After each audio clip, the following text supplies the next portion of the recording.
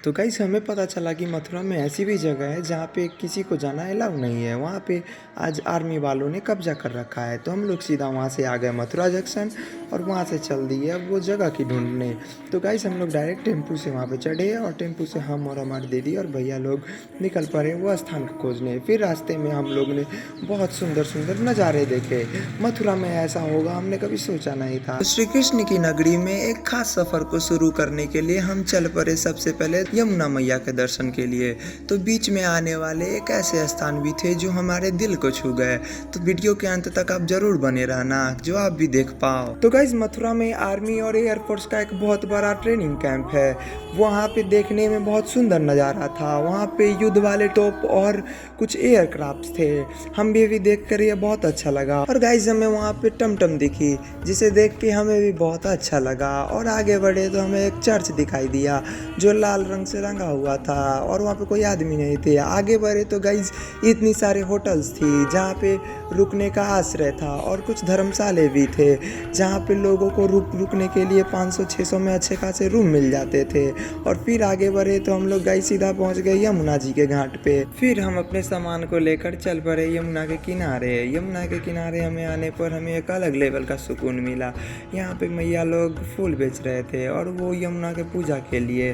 और यहाँ पे यमुना मैया इतनी अद्भुत रूप में थी जो हम बता भी नहीं सकते। और फिर हमारी दीदी फूल और दीपक लेकर चली यमुना की पूजा करने के लिए। तो हम भी उसके पीछे पीछे थे। फिर उसने यमुना मैया का पूजा स्टार्ट किया और फिर वो दीपक जला के यमुना में वो प्रवाहित करने लगी। और वही दृश्य देखकर हमें बहुत सुकून मिला। और यमुना मैया की पूजा करने के बाद हम लोग सीधा आ गए नाव में। नाव से यहाँ से घूमने में हमें बहुत अच्छा लगा। नाव से घूमने के लिए हमने यहाँ पे नाव वाले को पैसे दिए और सीधा चढ़ गए नाव पे।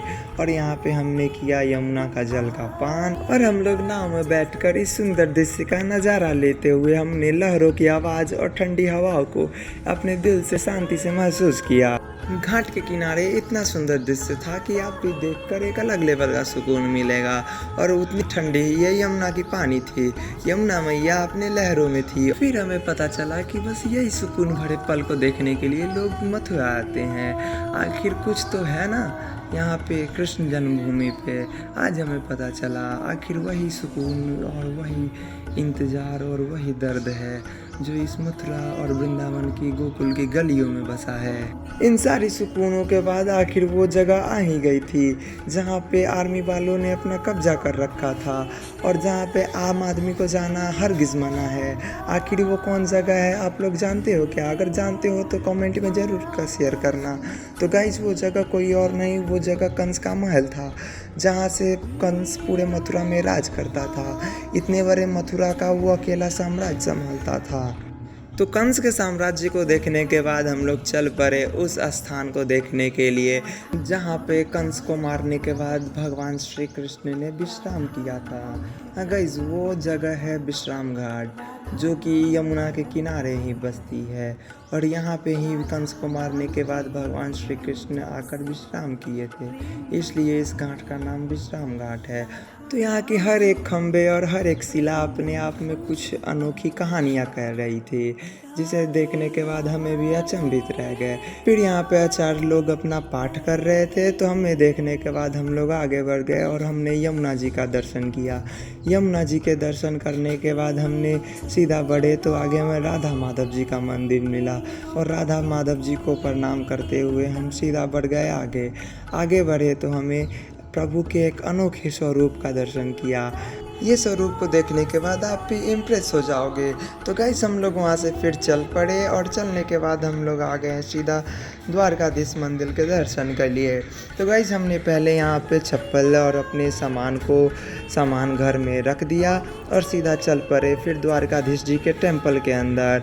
और यहाँ पे जाने के बाद हमें पता चला कि बहुत भीड़ लगी है तो सभी लोग यहाँ पे सीढ़ी पे चढ़ने लगे और सामने ही प्रभु अभी अपना दर्शन देने वाले थे तो उनके दर्शन के लिए लोगों की भीड़ जमी हुई थी।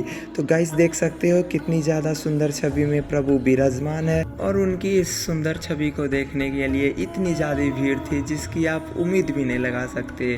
तो गाइस हम लोग भी उस भीड़ में अपने प्रभु को दर्शन करते हुए और फिर दर्शन के लिए जब हम अंदर आए थे तो भगवान के इस दृश्य को देखकर मन सच में धन्य हो गया था।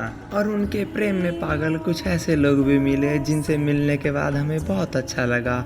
तो लोग किसी के प्रेम में पागल कैसे हो जाते हैं? देखो मित्रों, वो ऐसे हो जाते हैं। अगर आपको हमारा सफ़र पसंद आया तो वीडियो को लाइक करो और ऐसे वीडियो देखने के लिए हमारे चैनल को सब्सक्राइब करो। राधे राधे।